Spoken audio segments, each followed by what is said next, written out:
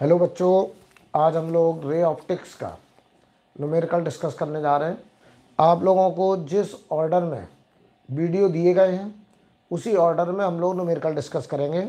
आप लोगों को सबसे पहले जो लेक्चर दिए गए हैं वो रिफ्लेक्शन थ्रू प्लेन मिरर है, उसके बाद रिफ्लेक्शन थ्रू स्फेरिकल मिरर है। तो हम लोग शुरुआत भी रिफ्लेक्शन से ही करेंगे। पहले रिफ्लेक्शन थ्रू प्लेन मिरर के क्वेश्चन और फिर रिफ्लेक्शन थ्रू स्फेरिकल मिरर। उसके बाद हम लोग refraction, TIR, prism, refraction through spherical surfaces, then dispersion, इन सब का प्रैक्टिस करेंगे, राइट। तो चलिए हम लोग शुरू करते हैं रिफ्लेक्शन के क्वेश्चन से। गुड आफ्टरनून बेटा, गुड आफ्टरनून। चलिए आप लोग, आपके पास ये बुकलेट होगा, उसमें ऑप्टिक्स का क्वेश्चन नंबर 56, क्वेश्चन नंबर 56 से, यहाँ से देखिए क्वेश्चन नंबर 56 बुकलेट निकाल लीजिए आप लोग। ये क्वेश्चन देखिए, यहाँ से रिफ्लेक्शन थ्रू प्लेन मिरर का क्वेश्चन है। यहाँ से हम लोग स्टार्ट करने जा रहे हैं, ठीक है। चलिए शुरू करते हैं। क्वेश्चन नंबर 56 पढ़िए। कह रहे हैं point source of light is placed in front of a plane mirror as shown in the figure. Determine the length of reflected patch of light on the screen. कह रहे हैं स्क्रीन पर जो reflected patch of light होगा उसका length बताना है। तो पहले तो क्वेश्चन का मीनिंग जरा समझिए। ये एक प्लेन मिरर है, हम एक काम करते हैं इसका नया डायग्राम बना दें जरा समझाने के लिए। तो देखो बेटा, यहाँ पर क्या है, ये एक प्लेन मिरर है, ऐसे समझिए।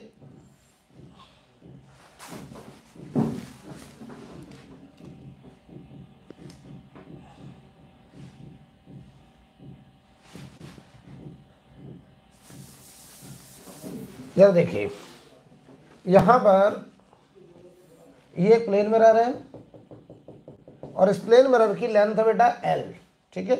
ये लेंथ L है।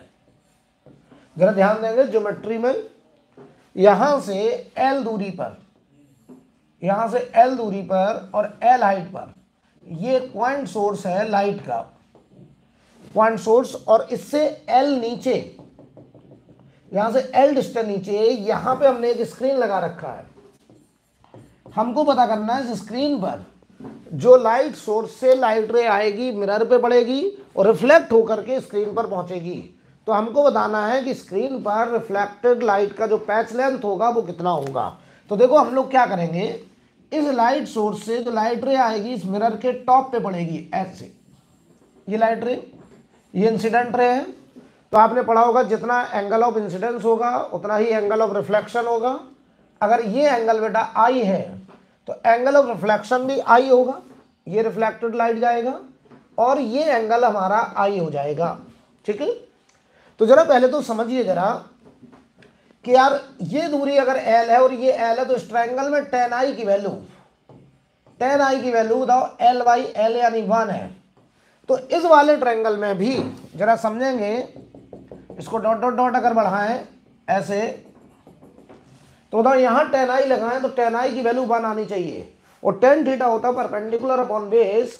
तो बताओ अगर यहाँ tan I लगाएं तो ये परपेंडिकुलर और ये बेस बराबर होगा तभी तो tan I 1 आएगा। तो जरा सोचो, अगर ये 2L है तो ये बेस भी हमारा पूरा 2L होगा। तो यहां से यहां तक की दूरी, ये पूरी दूरी 2L आ गई। रिफ्लेक्टेड पैच ऑफ लाइट यहां से शुरू हुआ। देखो ये 2L हमने कैसे लिख दिया, यहां पे जरा tan I लगाओ, tan I की वैल्यू 1 होनी चाहिए।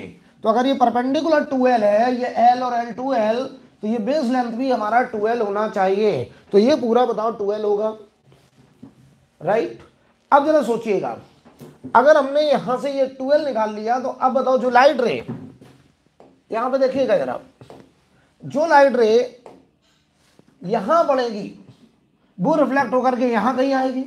तो कहां तक हम बात करें, लिमिटिंग रे की बात करें, जो मिरर के बॉटम पे पड़े ये लाइट रे, ये एकदम स्ट्रेट आएगी ऐसे, और ये रिफ्लेक्ट होकर के यहां नॉर्मल ड्रॉ करेंगे। तो अगर ये एंगल थीटा है तो रिफ्लेक्शन का एंगल भी थीटा होगा, ऐसे, ये थीटा। अच्छा, जो बीच में लाइट रे पड़ रही होंगी वो यहां कहीं पहुंच रही होंगी, तो रिफ्लेक्टेड लाइट P से शुरू होगा और यहां Q तक आएगा। तो जो PQ लेंथ होगी, ये लेंथ, ये रिफ्लेक्टेड पैच ऑफ लाइट होगा, यही हमको निकालना है। तो देखो हम करेंगे क्या, यहाँ पे जरा देखो टेन थीटा की वैल्यू, इसको डॉट डॉट डॉट आगे बढ़ाइए, तो यहाँ जरा टेन थीटा लगाइए। टेन थीटा बराबर परपेंडिकुलर ये 12/L, 12/L यानी टेन थीटा की वैल्यू देखो 2 आ रही है।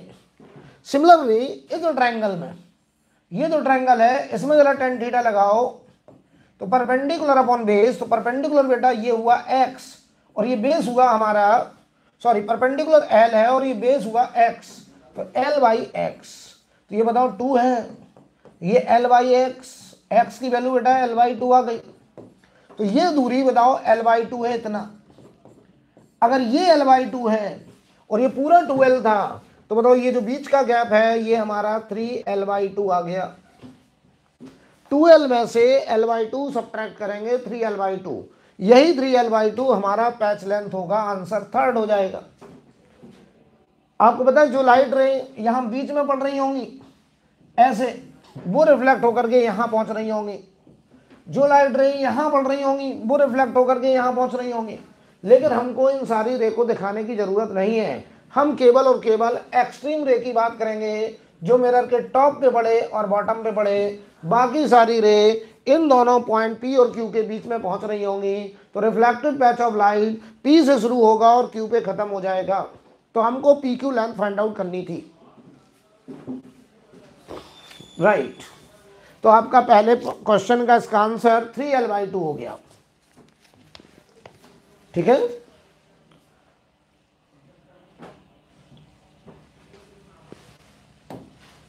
क्वेश्चन नंबर 57 देखिए,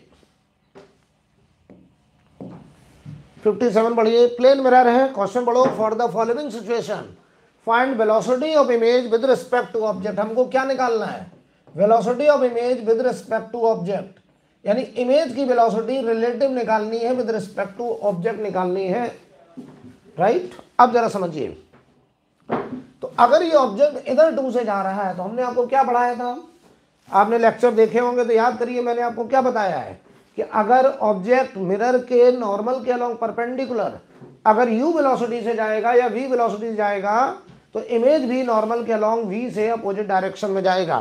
तो अगर ऑब्जेक्ट नॉर्मल के अलोंग इधर 2 से जा रहा है, तो इमेज इधर 2 से आएगा।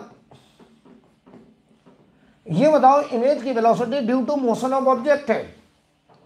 हमने आपको ये भी पढ़ाया था, अगर मिरर अपने नॉर्मल के अलोंग v से चलेगा, तो इमेज उसी डायरेक्शन में 2v से चलेगा।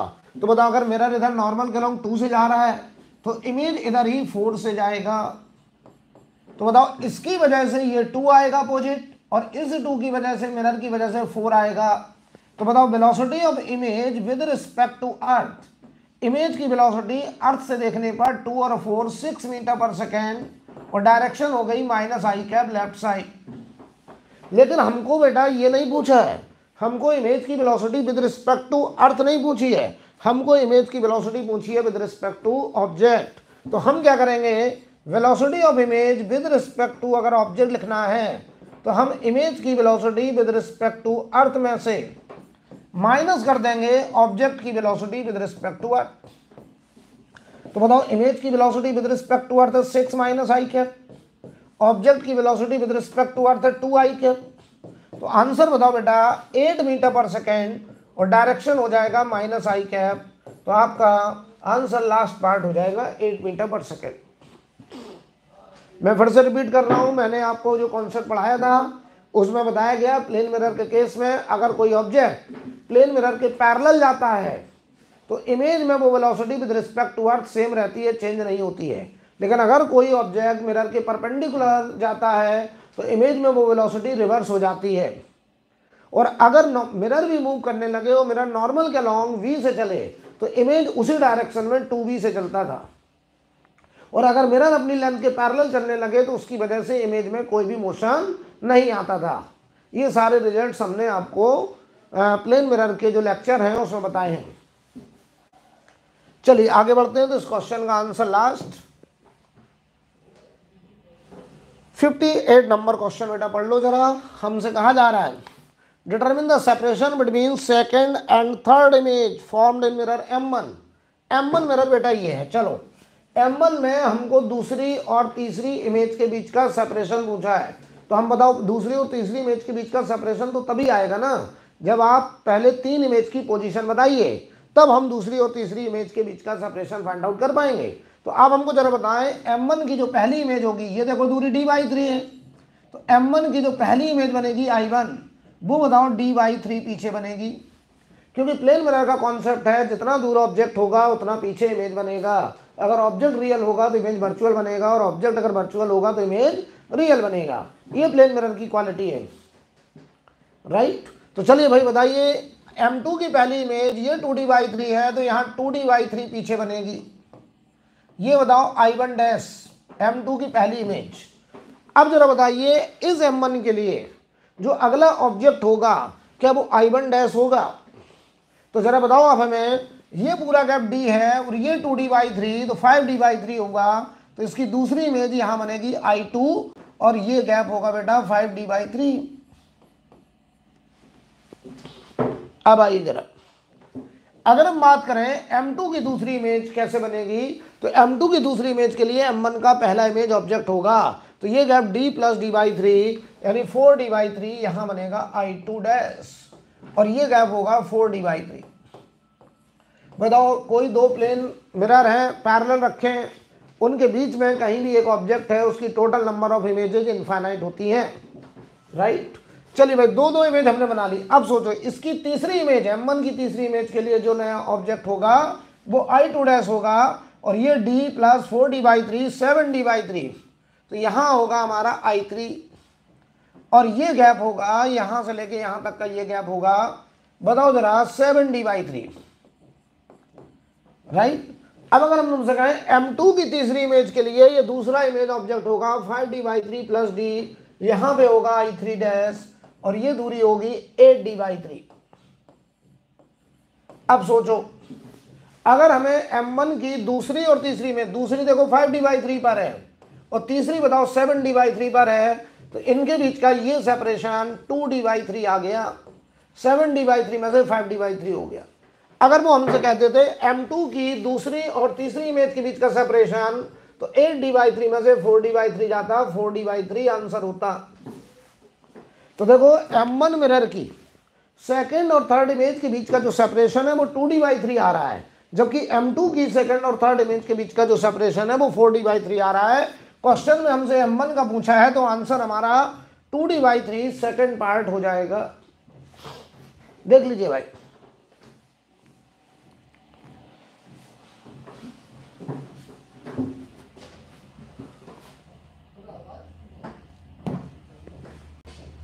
$59 नंबर देखो बेटा, 59 नंबर में जरा सवाल पढ़ लीजिए। A reflecting surface represented by the equation x² + y² = a²। जरा गौर से देखिए, ये जो x² + y² = a² है, ये वास्तव में एक सर्कुलर इक्वेशन है, सर्कल की इक्वेशन है। तो ये सर्कुलर मिरर है, यहाँ पर ये x एक्सिस है और ये y एक्सिस है। हमने सर्कल को अंदर से पॉलिश कर दिया, एक प्लेन इसको एक सर्कुलर मिरर तैयार कर दिया, कर्व्ड मिरर हो गया।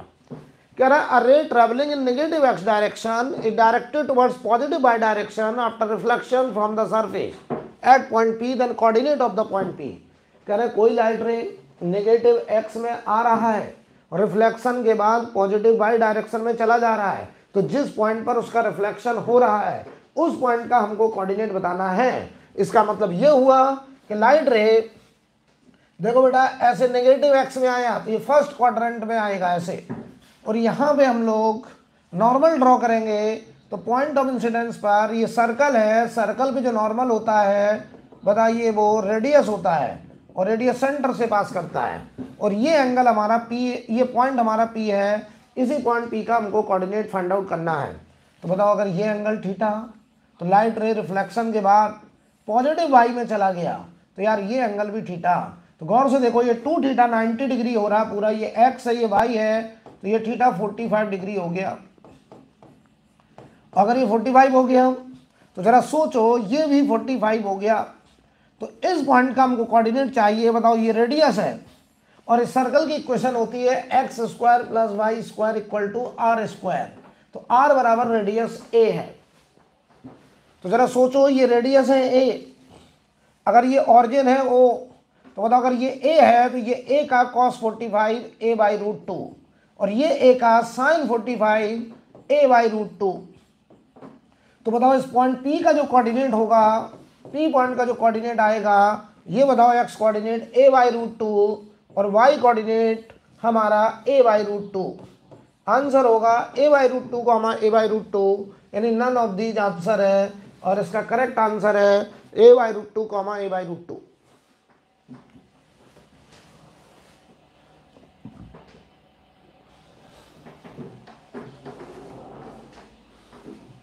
बोलिए भाई।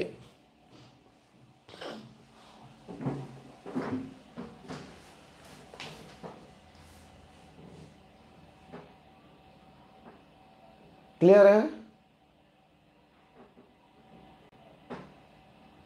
आगे बढ़ा जाए।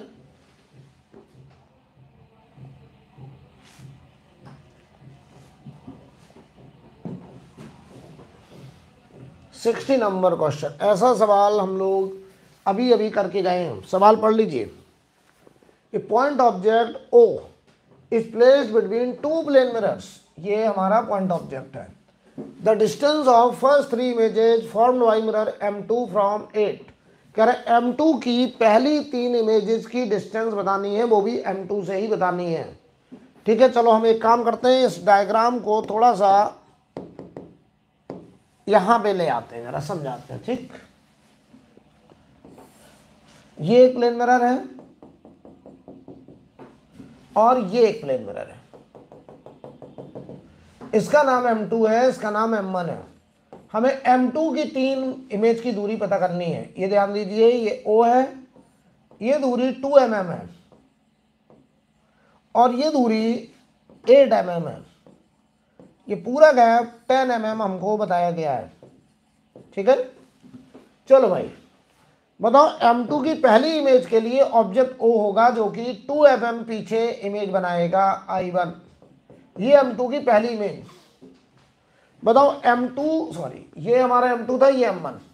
बताओ M1 के लिए ऑब्जेक्ट 8 mm दूर है, तो यहाँ पे I1 डैश, ये बताओ इमेज बनाएगा 8 mm पीछे। ये रियल ऑब्जेक्ट है, ये इसके लिए वर्चुअल इमेज बन के आ गया। राइट, कोई प्रॉब्लम?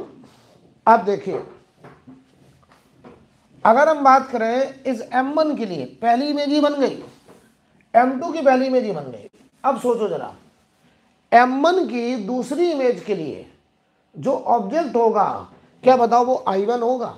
जो M2 की पहली इमेज है वो M1 के लिए ऑब्जेक्ट बनेगा, या M2 के लिए जो नया ऑब्जेक्ट होगा वो M1 की पहली इमेज होगा। तो 10 और 8, तो बताओ M2 के लिए नया ऑब्जेक्ट 18 mm दूर है, तो इमेज 18 mm पीछे वर्चुअल इमेज बनेगी, और ये देखो 18 mm हो जाएगा, ये 18 mm। अब सोचिए जरा, M1 के लिए नया ऑब्जेक्ट I1 है, 10 और 2 12, तो इसकी दूसरी इमेज 12 mm पीछे बनेगी, ये 12 mm। और सारी इमेजेस कोलिनियर होती थी, इनफाइनाइट इमेजेस बनती थी। राइट, बताओ इसके लिए तीसरी इमेज के लिए ऑब्जेक्ट हमारा I2 डैश 12 और 10 22 mm, M2 से 22 mm पीछे इमेज बनेगी I3, और ये गैप होगा हमारा 22 mm। अब सोचो जरा, इसके लिए M1 के लिए नया ऑब्जेक्ट I2 होगा 18 mm और 10 28 mm, तो जो यहाँ तीसरी इमेज बनेगी I3 डैश, बताओ बेटा वो हो गया हमारा 28 mm पीछे। तो आप हमको जरा बताइए, यहाँ पर तीन इमेजेस हमसे पूछिए M2 से, तो M2 से तीन इमेजेस 2 18 और 28, 2 18 22, 2 18 22, आंसर हमारा थर्ड हो जाएगा 2 18 22। अगर इसी क्वेश्चन में वो कह देते M1 की तीन इमेज बताओ, तो M1 की तीन इमेजेस की पोजीशन होती 8 12 और हमारा 28, 8 12 28, ये हमारा बताओ M1 का तीन इमेजेस का पोजीशन होता। लेकिन क्वेश्चन में M1 का नहीं पूछा है, M2 का पूछा है, इसलिए आंसर 21822। देखो 21822 mm। ये 3 इमेजेज हैं, नियरेस्ट 3 इमेजेज हैं M2 की। I think clear. बोलो भाई।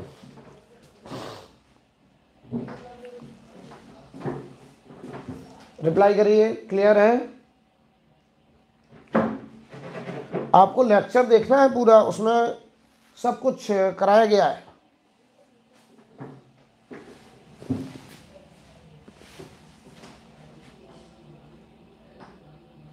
बताइए भाई, आगे बढ़ा जाए।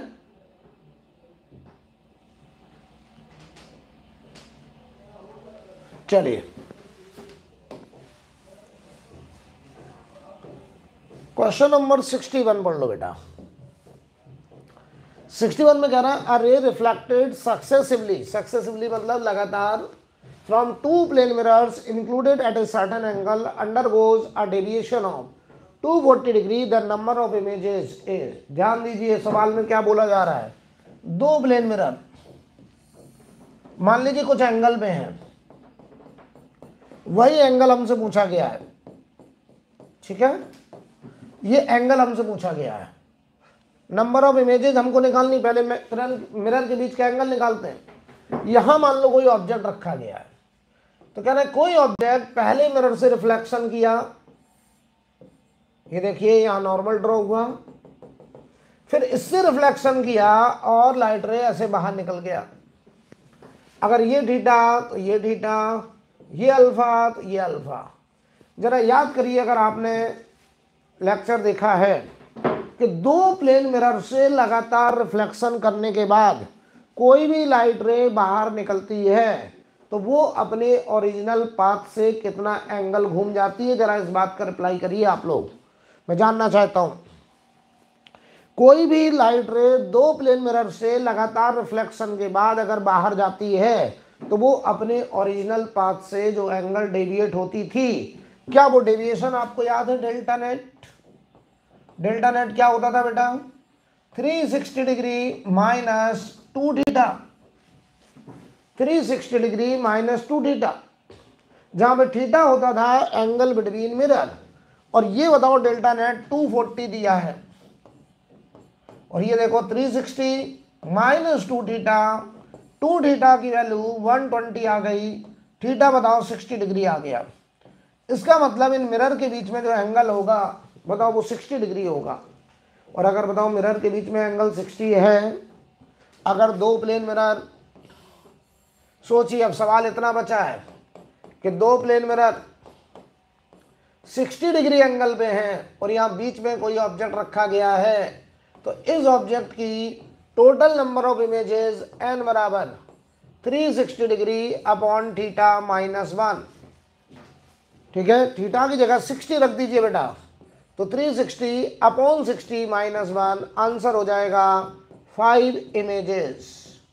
तो इस ऑब्जेक्ट की टोटल नंबर ऑफ इमेजेस 5 बनने जा रही हैं, 5 इमेजेस।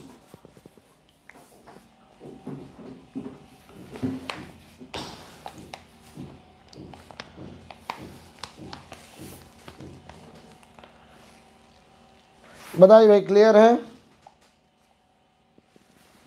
आगे बढ़ा जाए।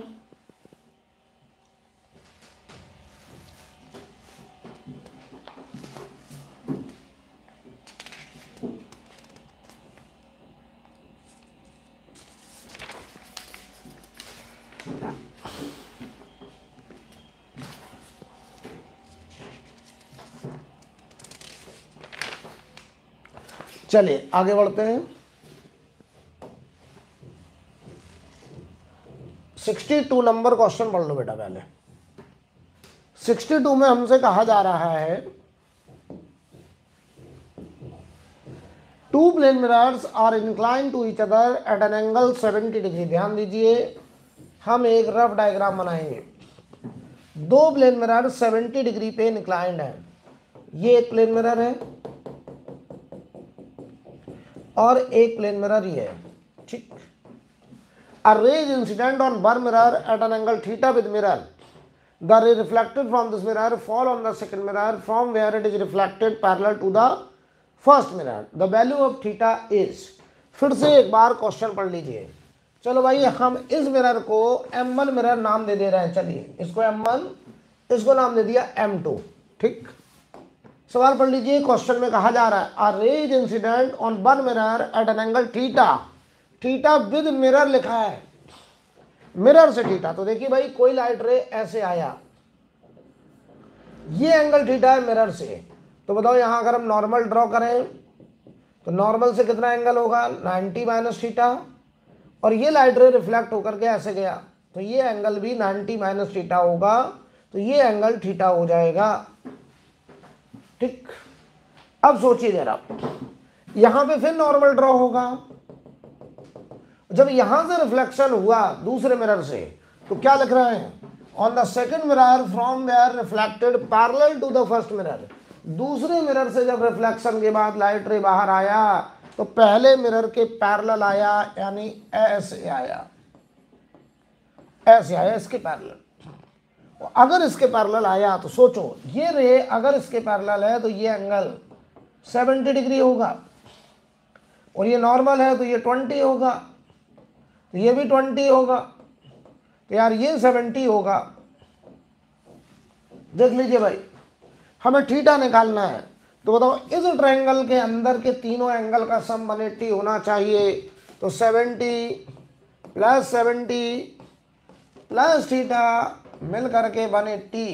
तो बताओ थीटा बराबर 40 डिग्री हमारा आंसर आ चुका है, 40 डिग्री आंसर। क्वेश्चन पढ़ लीजिए, बहुत आसान सवाल।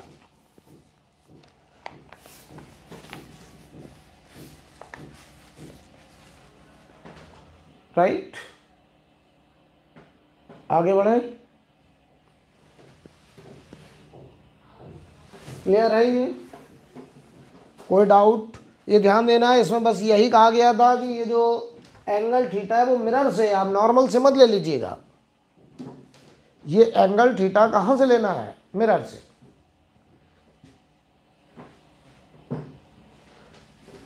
चलिए 63 नंबर पढ़ लो भाई। कह रहे हैं object is initially at distance 100 centimetre from a plane mirror. यार ये प्लेन मिरर है, कोई ऑब्जेक्ट यहां से, ये ऑब्जेक्ट है 100 सेंटीमीटर की दूरी पर है। समझिएगा जरा, तो इमेज भी 100 सेंटीमीटर पीछे वर्चुअल इमेज बनेगी, ये हमारी इमेज होगी। If the mirror approaches the object at A speed of 5 centimetre पर सेकेंड। बताओ मिरर जो है 5 सेंटीमीटर पर सेकेंड से ऑब्जेक्ट की तरफ जा रहा है।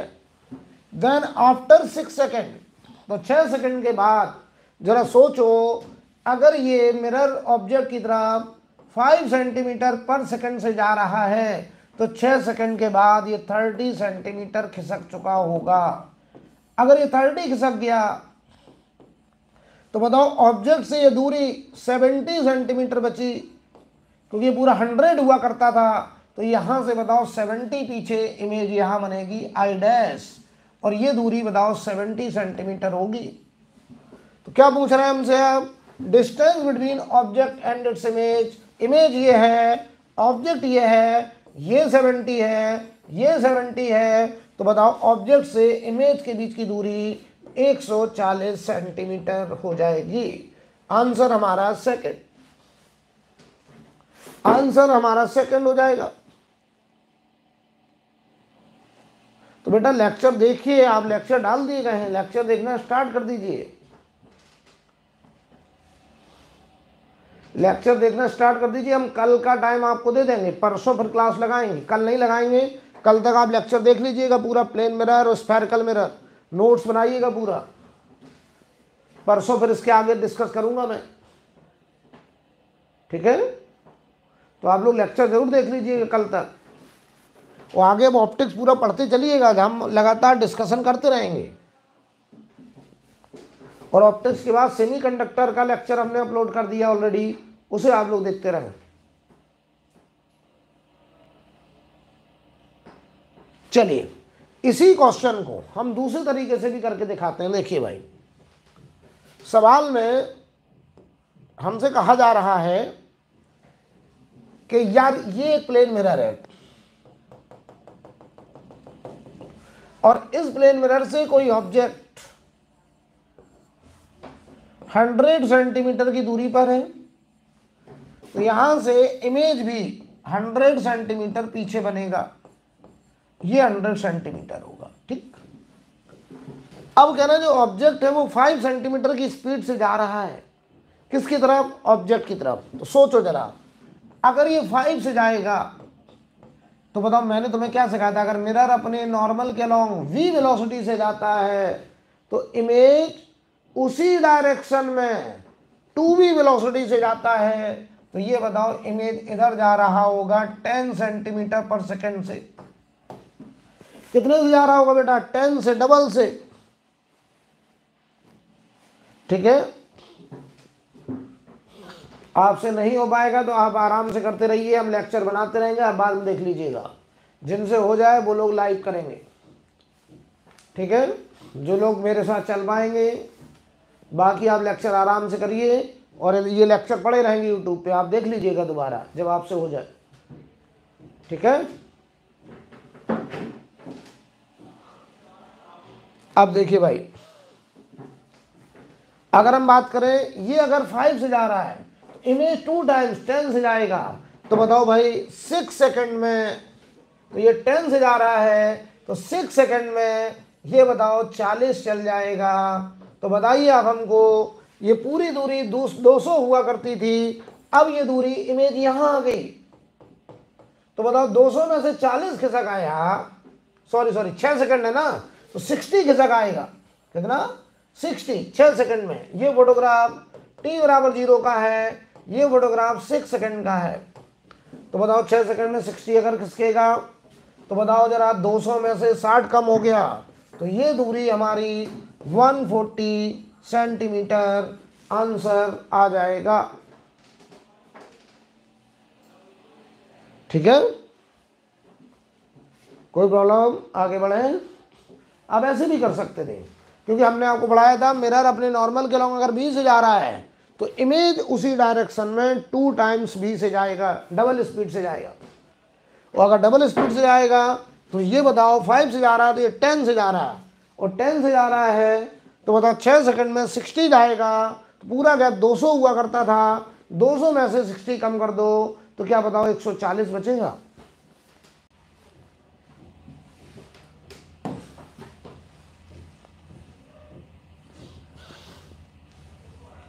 सिक्सटी फोर नंबर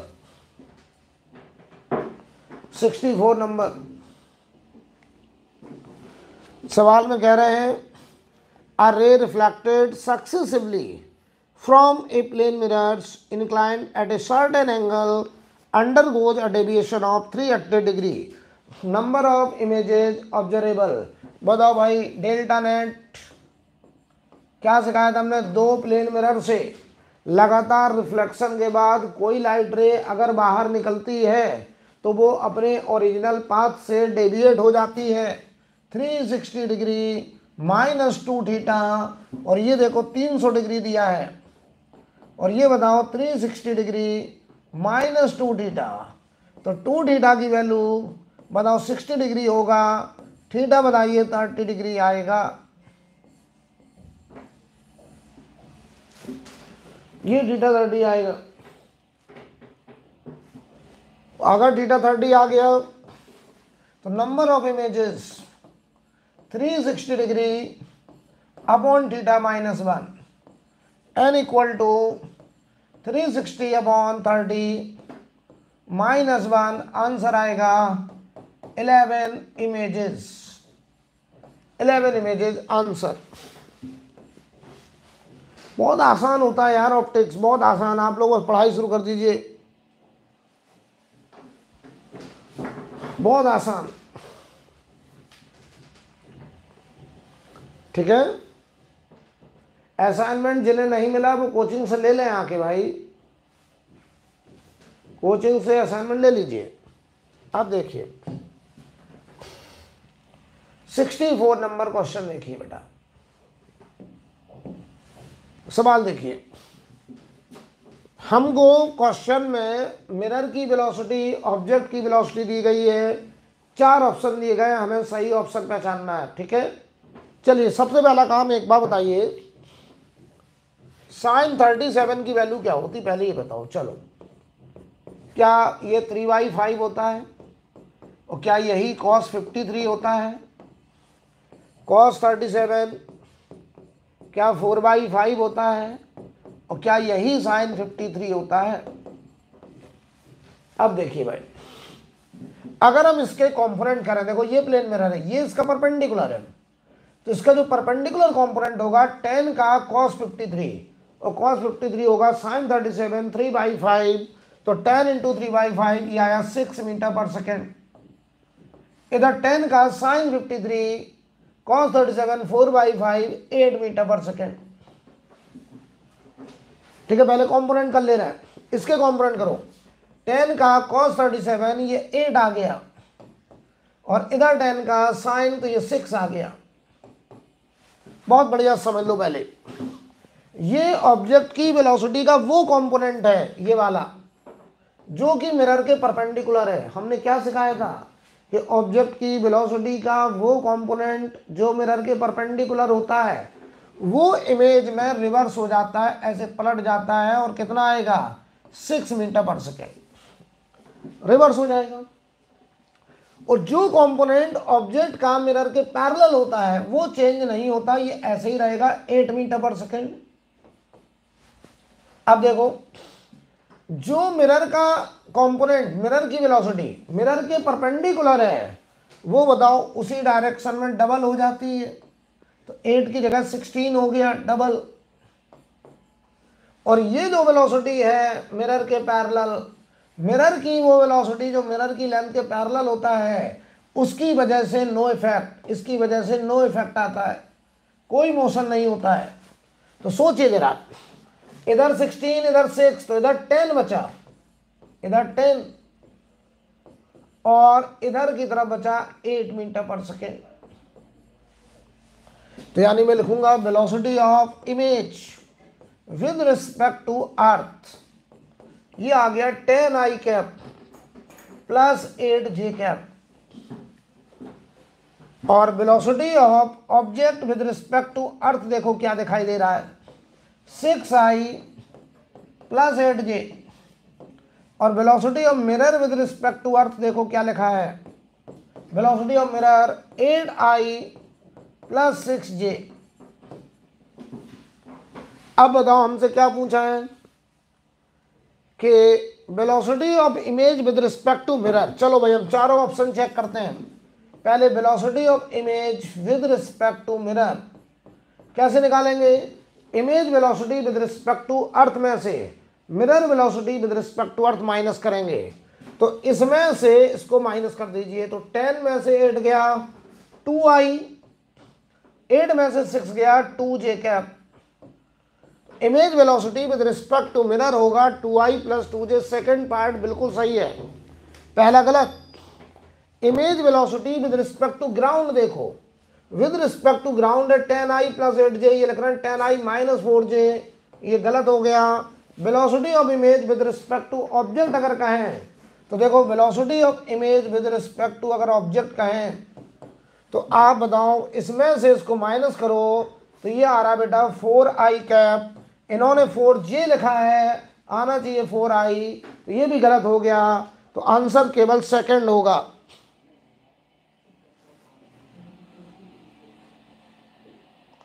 ठीक है,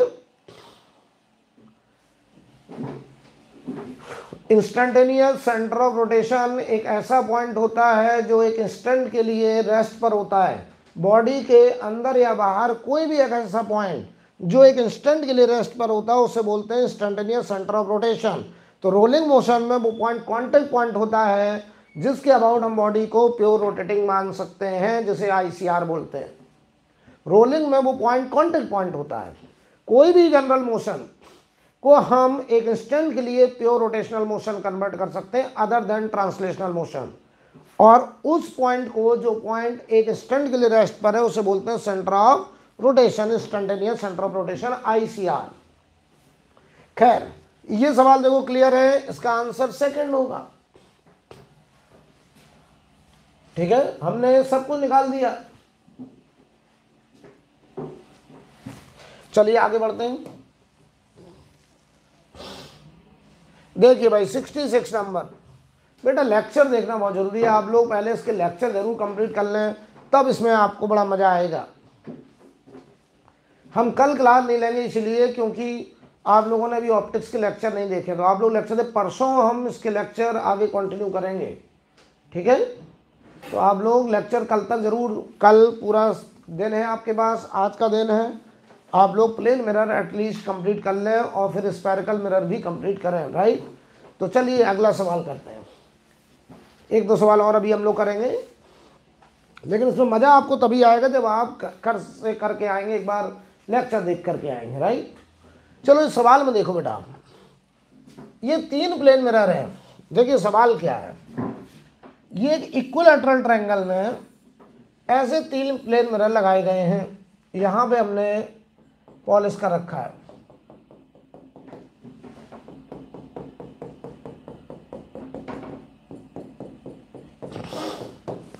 यार कोई ऑब्जेक्ट यहां रखा है सेंट्रॉइड पर,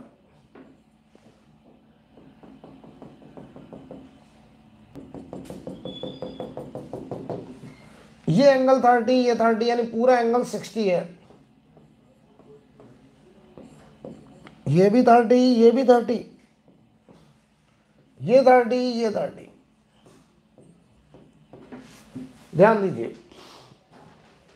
तो हमने आपको बताया था कोई भी ऑब्जेक्ट 2 प्लेन मिरर के बीच में अगर है, मिरर के बीच में अगर एंगल थीटा है, ध्यान दीजिए ध्यान दीजिए, अगर 2 प्लेन मिरर जिनके बीच का एंगल थीटा है और यहां कोई ऑब्जेक्ट रखा है, तो इसकी नंबर ऑफ इमेजेस होती थी 360 अपॉन थीटा -1।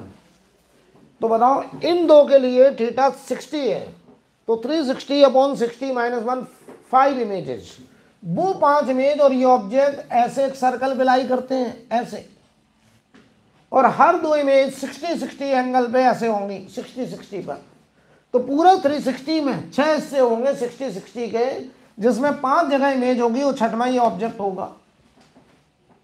सिमिलरली इन 2 के लिए ये ऑब्जेक्ट हमारा, और ऐसे एक सर्कल पर ऐसे 6 इमेज होंगी, जिसमें 5 इमेज होंगी, छठवां ये ऑब्जेक्ट होगा। लेकिन देखो ये वाली इमेज कोइंसाइड कर रही है।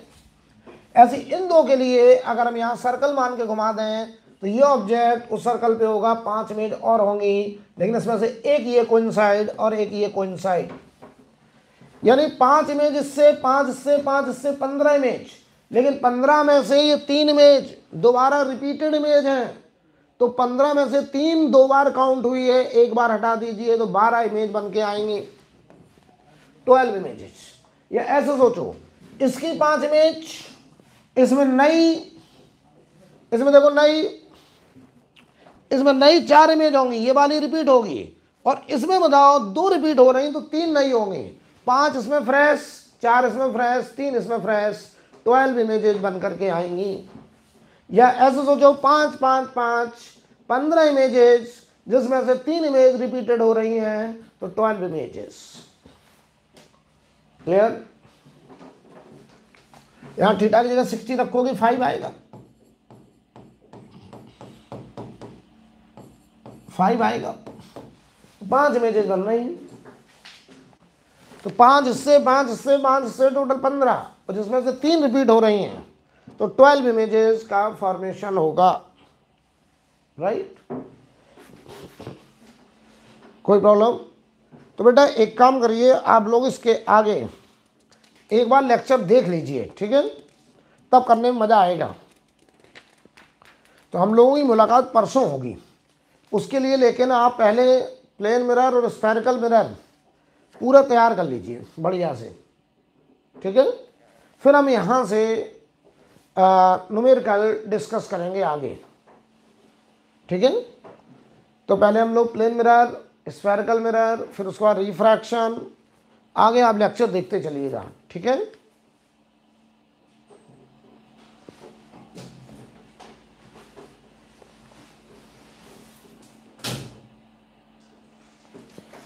अभी लेक्चर